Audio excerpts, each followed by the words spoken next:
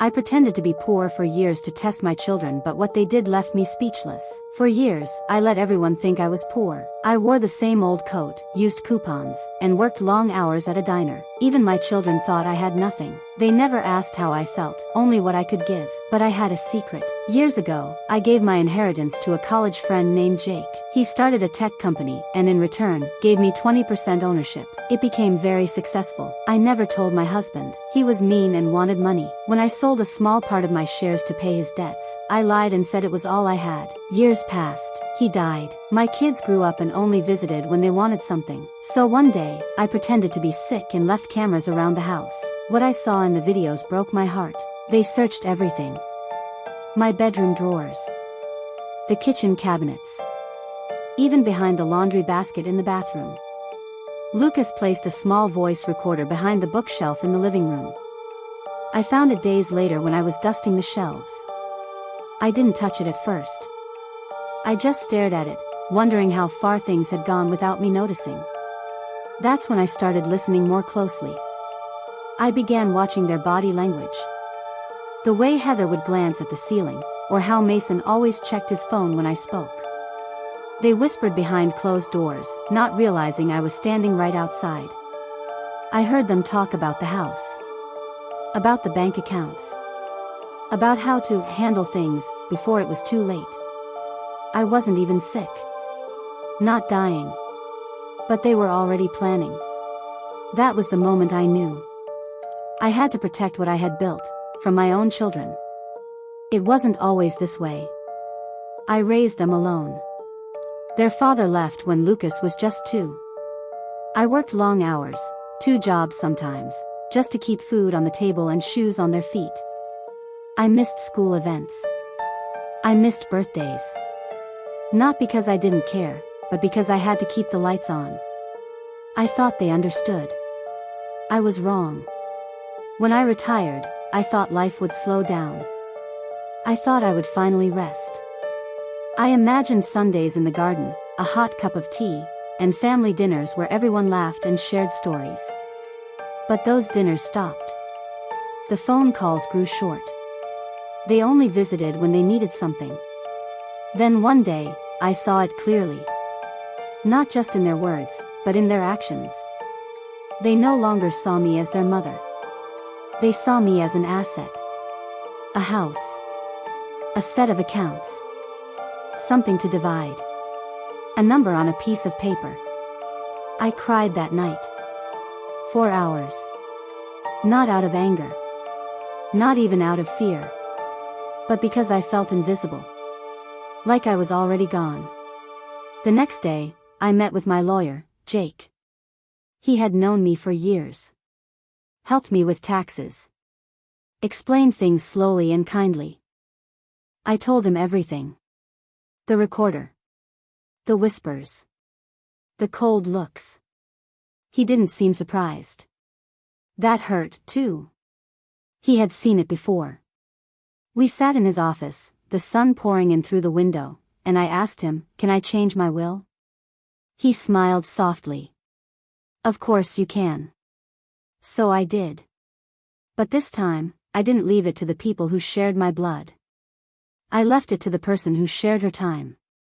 Cindy was my neighbor. She lived alone, like me. Her kids were grown and gone. She would knock on my door every Saturday with soup or fresh bread. When my back hurt, she helped carry groceries. When I slipped in the hallway one winter, she stayed with me all night, holding my hand until help came. She never asked for anything. Not once. She just cared. That's why I chose her. I rewrote my will that day. I left everything to Cindy. My house. My savings.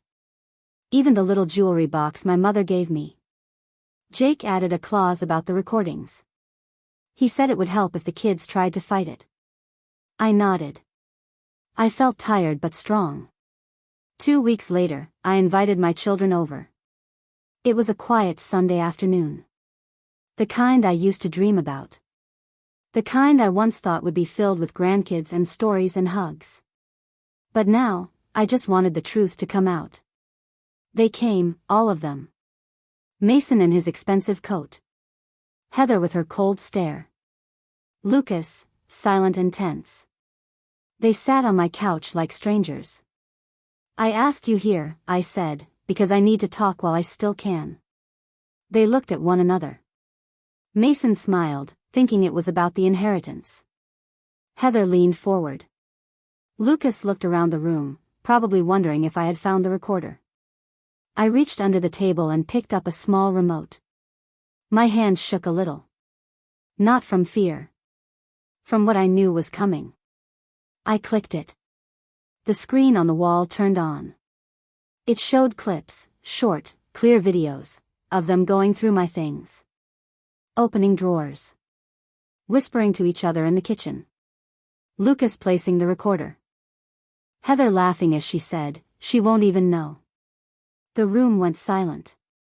No one spoke. I turned to them and said, "I saw it all. I heard it all." Then I pulled out the new will. I read it clearly. My voice didn't shake. I was not afraid. I had already cried all my tears. "I am leaving everything," I said, to Cindy. They exploded. Mason stood up and shouted. "You're my mother." Heather threatened to take me to court. "You've lost your mind," she said. "This isn't fair." Lucas didn't say a word. He just stared at the screen. His face pale. Then Jake stepped in. He had been sitting in the next room. I had asked him to be there. Just in case.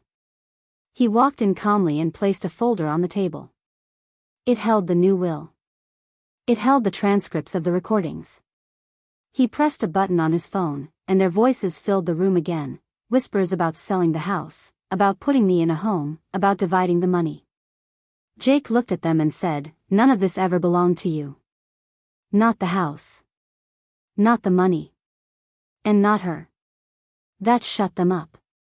Cindy stood near the door. She didn't say anything.